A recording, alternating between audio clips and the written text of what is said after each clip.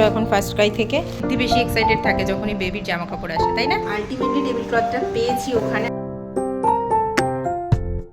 Hello friends, welcome back to my channel. আশা করছি প্রত্যেকে খুব ভালো আছো, সুস্থ আছো যে যার জায়গায়, আর আমরাও অনেকটাই ভালো আছি। আর আজকে তোমাদের সাথে একটা evening to morning routine share করব। আশা করব এই ভিডিওটা পেয়ে তোমরা অনেক মোটিভেটেড হবে, আর বিশেষ করে যারা আমার মতো প্রেগনেন্সি পিরিয়ড পার করছো তাদের জন্য। এখন চলছে আমার 8 মান্থ। আজকে ইভিনিংয়ে না অনেক জামা কাপড় ছিল এই রুমটাতে, সেগুলোকে ফোল্ড করার ছিল। আর বাবু এখনও ঘুমাচ্ছে, তো ও ঘুমাচ্ছে এই টাইমটাতে আমি এই কাজগুলো করে নিচ্ছি। আর যেহেতু অনেকটাই গরম, তো এই রুমে বসে না জামাকাপড় ভাঁজ করতে বেশ গরম লাগছিল, কিন্তু তাও ভাবলাম যে না, এগুলোকে করতেই হবে। আর বেডশিটটাও চেঞ্জ করতে হবে, কারণ সেদিন বেডশিটটাকে চেঞ্জ করেছিলাম ওয়াশ করার জন্য। আর এখানে না প্রচণ্ড ধুলো, আর গুজরাটে যেহেতু বৃষ্টি হয় না সেভাবে, তো সে কারণে ধুলোটাও অনেক বেশি। তো যদি বৃষ্টি হয় তাহলে কিন্তু ধুলোটা একটু কম থাকে। তো যাই হোক, কিছু করার নেই, যেরকম ওয়েদার সেটাকেই অ্যাকসেপ্ট করতে হবে। তো জামা কাপড় তোমাদের সাথে কথা বলতে বলতে বেশ কিছু ভাঁজ করে নিয়েছি। আর থার্ড ট্রাইমেস্টার আস্তে আস্তেই কিন্তু ডক্টররাও সাজেস্ট করে যারা নর্মাল ডেলিভারির জন্য ট্রাই করছো তাদের জন্য বিশেষ করে। তো সেটাই আমি আজকে একটু করব। অ্যাকচুয়ালি একসাথে অনেক কাজ করতে না হাঁপিয়ে যাই, তো এই সমস্ত জামা কাপড় ফোল্ড করে বেডশিটটা চেঞ্জ করে আমি কিন্তু অলরেডি একটু বসে পড়েছিলাম। তো তারপরে ইচ্ছে আছে আজকে ঘরটা একটু মুছবো। তো চলো তোমাদের সাথে শেয়ার করব যে কিভাবে আমি ঘরটা মুছছি। ঘর মোছা তো সবাই জানো, কিন্তু প্রেগনেন্সির টাইমে স্পেশালি। তো যাই হোক, জামা কাপড়গুলো ফোল্ড করে যেগুলোকে যেখানে প্লেস করার সব রেখে দিয়েছি। হারমোনিয়ামটাকেও নিচে রাখলাম। এখন কাকে হেল্প চাইতে যাব, যে কাকে বলবো যে হারমোনিয়ামটা নিচে রেখে দাও? কিছু করার নেই, মানে একা সংসারে যেটা হয় যে সব কাজের জন্য না তুমি হেল্প চাইতে পারো না, মানে নিজেকে অনেক কিছু করে নিতে হয়। তো ঠিক আছে, ভগবান আছে সাথে, সে নিশ্চয়ই দেখছে বা সে প্রোটেক্ট করবে। তো এই বেডশিটটাকে চেঞ্জ করলাম। আর বেডশিটটা দেখো, এই বেডশিটটা জয়পুর থেকে আনা হয়েছিল। এটা বেশ ভালো লাগে সাদার উপরে, আর সাদার উপরে যে কোনো বেডশিটই কিন্তু খুব ভালো লাগে। আর এখানে না যে কোনো বাড়িই কিন্তু হোয়াইটই বেশি হয়, যেহেতু গরমটা বেশি এখানে, সে কারণে। তো চলো ঘরটাকে ঝাড় দিয়ে নেওয়া যাক। আর ঝাড় দেওয়াটা না আমি একটুখানি মানে হালকা হালকা ঝুঁকছিলাম, অনেকটাও ঝুঁকছিলাম না, হাঁটুটাকে হালকা মুড়ে। তো এইভাবেই করবে প্রেগনেন্সিতে, কিন্তু পুরো একদম হাঁটু স্ট্রেট করে ঝুঁকবে না, একটু মুড়ে নিয়ে হালকা বসে সেইভাবে। তো ঘরটা আজকে বেশ নোংরাও হয়ে গেছিলো, তো ভাবলাম যে ঘরটাও ক্লিন করা যাক, আর তার সাথে আমার এক্সারসাইজটাও হয়ে যাবে, যেটা আমাকে ডক্টর করতে বলেছে। আর আমি এটা জানি, কারণ ফার্স্ট প্রেগনেন্সিতেও আমি করেছি মায়ের ওখানে যখন ছিলাম। তো বাবু দেখো উঠে পড়েছে, ওকে জল দিয়ে দিয়েছি, ও বসে জল খাচ্ছে। আর আমাকে জিজ্ঞাসা করছে, মা তুমি কি করছো? যেহেতু আমি ঘর মুছি না, ঘর মোছার জন্য তো লোক আসে, তো ওই জন্য দেখে বলছে, মা তুমি ঘর কেন মুছছো গো?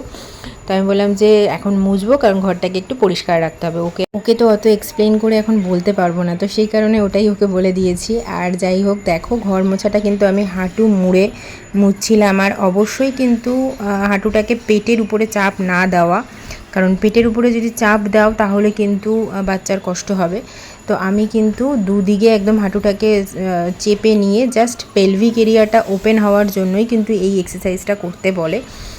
বিশেষ করে যারা তোমরা নর্মাল চাইছো, যারা সি সেকশনে করতে চাইছো তাদের জন্য এটা ম্যান্ডেটারি নয়। নর্মাল ডেলিভারি যারা চাইছো তারা অবশ্যই কিন্তু এটা ট্রাই করে দেখতে পারো। এটা কিন্তু খুব কাজের, আর ডক্টরও তোমাদেরকে সাজেস্ট করবে। অবশ্যই ডক্টরকে জিজ্ঞেস করে নিয়ে করবে। এরকমটা নয় যে আমি করছি আমারটা দেখে তোমরা করা চালু করে দেবে, এরকম করবে না। অবশ্যই ডক্টরের সাথে কনসাল্ট করে নেবে, নিয়ে তারপরেই তোমরা করতে পারো।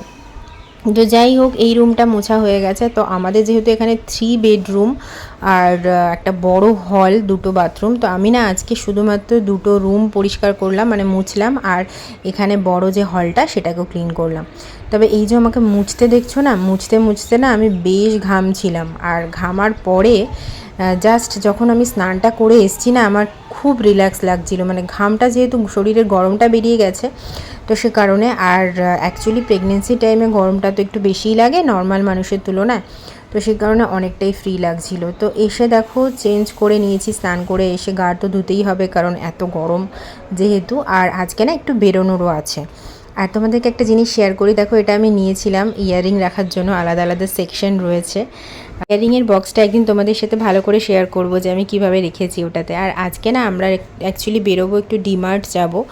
আর অনেক দিন ধরেই একটা জিনিস নেওয়ার ছিল, যেটা আলটিমেটলি পেয়েছি সেখানে। তো আগের দিন এসেছিলাম গ্রসারি নিতে, দেখে গেছিলাম।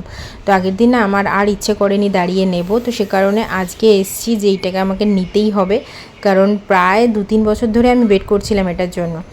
তো যাই হোক, আলটিমেটলি দেখা হলো, দেখে বেশ কিছু জিনিসও নিলাম, 1-2টো জিনিস কাজের জিনিসই নেওয়া হয়েছে আজকে, যা নেওয়া হয়েছে। গ্রসারি কিছু নিইনি, যেহেতু আগের দিন গ্রসারি নেওয়া হয়েছিল। আর ডিমার্ট থেকে কি কি নেওয়া হয়েছে, প্রয়োজনীয় জিনিসটা কি, সেটা তোমাদের নেক্সট ডেতেই শেয়ার করব। তো বাড়িতে চলে এসেছি, খাওয়া দাওয়া করে একটু রেস্ট করছিলাম। আর বাবু এখানে দেখো বেবির সাথে খেলাধুলা করছিল। ও যখন কথা বলে না, তখন বেবির মুভমেন্টও হয়, তো এটা বেশ মজাও লাগে দেখতে ওর সাথে। এই টাইমটা না জাস্ট প্রেসিয়াস।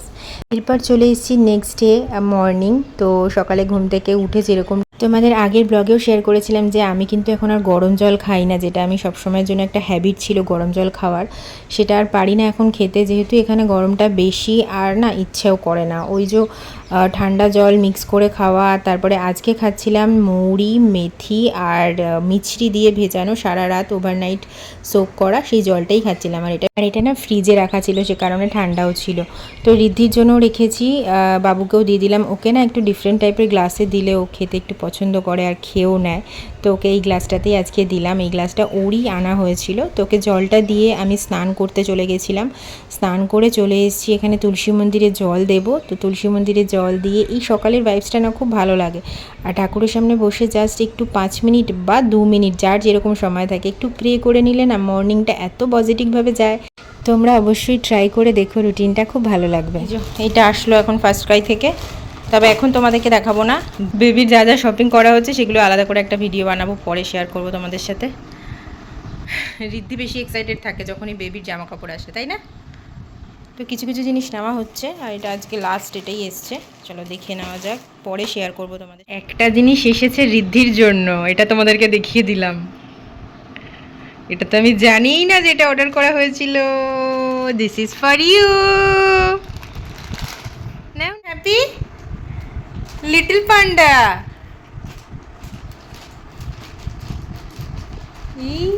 বাবা অর্ডার করেছে এটা তোমার জন্য বাবা।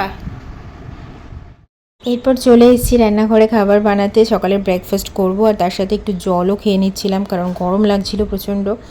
আর তার মাঝখানে কিন্তু আমি সকালে প্রোটিন পাউডারও খেয়ে নিয়েছি আর কলাও খেয়ে নিয়েছি। তো সকালবেলাটা একেবারে এমটি স্টমাকে থাকি না। আর যেটা বলছিলাম তোমাদের, মৌরি আর মিছরি ভিজিয়ে রাখা জলটা আরেকটু ছিল, তো ওটাই নিয়ে নিয়েছি। আটাটা মাখতে মাখতে একটু একটু সিপ করে খেয়ে নিলাম। আর এরপরে জল দিয়ে দিচ্ছি একটু টবগুলোতে। এত ড্রাই ওয়েদার না, তো জল দুবেলা করে দিতে হয়। আর এখানে দেখো করলা গাছগুলো লাগিয়েছিলাম, বীজগুলো ফেলেছি, তো করলা গাছ আস্তে আস্তে হচ্ছে। তো তোমাদের সাথে শেয়ার করে নিই, কালকে যে ডিমার্ট গেছিলাম না, ডিমার্ট থেকে বেশ কয়েকটা জিনিস দেখেছিলাম। আর অনেক দিন ধরে ওয়েট করছিলাম একটা টেবিল ক্লথের। তো আলটিমেটলি টেবিল ক্লথটা পেয়েছি ওখানে আগের দিন দেখে। তো ওই যে টেবিল ক্লথটা দেখছো, টেবিল ক্লথ মানে অনলাইনেও আমি দেখছি এই সাইজের তো পাচ্ছিলামই না, অনেক বড়, মানে 6 সিটার যে টেবিলগুলো হয় না, টেবিলের থেকে বেশ বড়। তো এই যে 350 মতো, মানে এটা আমি ট্যাগটা এখন খুঁজে পাচ্ছি না কোথায় রয়েছে। তবে 300 এরকমই কিছু একটা নিয়েছে, 400 না, 400 থেকে কমই নিয়েছে। তো আমার তো প্রাইস অনুযায়ী বেশ ভালো লেগেছে মানে। আর এটা একটা দেখো, এটা একটা পুরুষের কাজ করা যেগুলো হয় না, ওই টাইপের কভার টেবিল ক্লথ। তো এটা একটা নিলাম। আর এটার প্রাইস নিয়েছে 179। এই যে বেশ বড় সড়ো এবং সুন্দর। আর হোয়াইটের উপর না যে কোনো কিছু কিন্তু বেশ ভালো লাগে।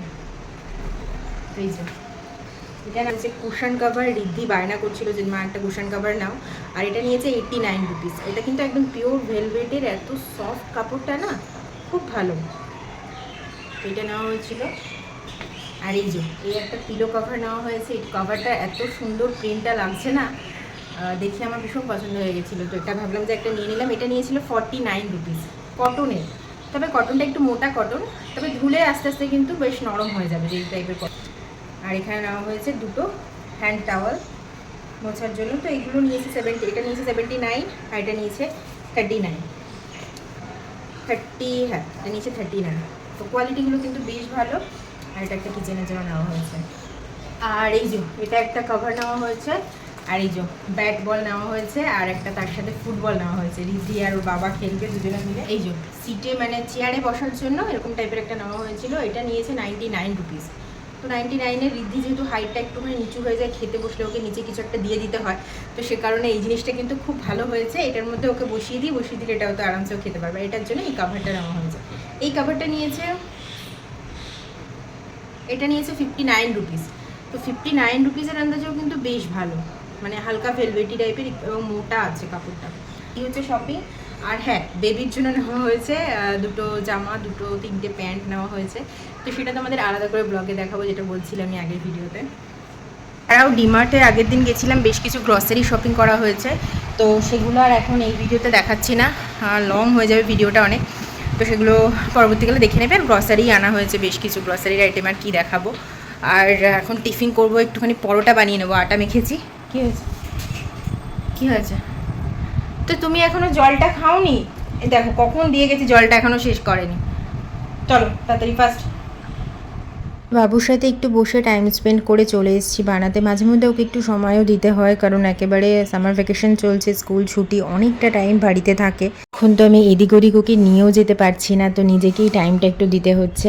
আর এখানে না সোসাইটিতে বেশ কয়েকজনের সাথে আলাপ হয়েছে, কিন্তু ওই যে একটা কথা যে আমাকেই নিয়ে যেতে হবে, নিয়ে যাওয়াটা না এখন আমার একটু রিস্ক লাগে, যে শরীরটা কখন কি অসুবিধা হয় সে কারণে। তো ওই জন্য সেফেস্ট প্লেসে থাকতেই বেশি ভালো লাগে এখন। আর পরোটা বানিয়ে নিলাম একটু বাটার ভেতরে ভরে, না খুব ভালো লাগে, এভাবে ট্রাই করে দেখবে, বাটার বা ঘি অ্যাড করে। আর পরোটাটাও কিন্তু খুব নরম হয়, মানে ভাজার পরেও এত নরম থাকে, আর খেতেও বেশ ভালো লাগে। তো এই ঘিটা দেখছো, এই ঘিটা আমি এখানে আমুলের ঘি নিয়ে এসেছিলাম, কারণ বাড়ি থেকে আনা ঘিটা অলমোস্ট শেষ হয়ে গেছে। তো এখানে দেখো পরোটাটা ভেজে বাবুকে দিয়ে দিয়েছি। আর এখানে আমি একটু না আমার জন্য চিজ দিয়ে নেবো ভেতরে। তো পরে ঋদ্ধিও খেয়েছিল এটা চিজ দিয়ে, আর একটুখানি পাস্তা সস দিয়েছিলাম, অ্যাড করেছি। আর আজকে অন্য কিছু বানাতে ইচ্ছে করেনি। এই যে দাঁড়িয়ে দাঁড়িয়ে এই পরোটাটুকু করছি না, সেটাতেই যেন অনেকটা খাটনি হয়ে যাচ্ছে। মানে এই সময়টাই মনে হয় যে কেউ যদি থাকতো, একটু বলতাম বানিয়ে দিতে, এটা একটু বানিয়ে দাও, ওটা একটু বানিয়ে দাও, কিন্তু সেটা এখন কিছু করার নেই, পসিবল না। এখন মা আসবে কিছুদিন পর, তখন একটু শান্তি হয়ে যাবে। আর এখানে সাপ্লিমেন্টগুলো খেয়ে নিলাম, এরপর চলে এসেছি আবারও বাবুর সাথে একটু টাইম স্পেন্ড করব। ও বলছে দুপুরে রান্নার কোনো প্রিপারেশন এখনও নিইনি, এখন আমি প্রায় 1 ঘন্টা মতো এখানে রেস্ট করব। ব্লগটা পুরোটা দেখার জন্য তোমাদেরকে অনেক ধন্যবাদ, আর অবশ্যই কমেন্টস করে জানিও কেমন লাগলো।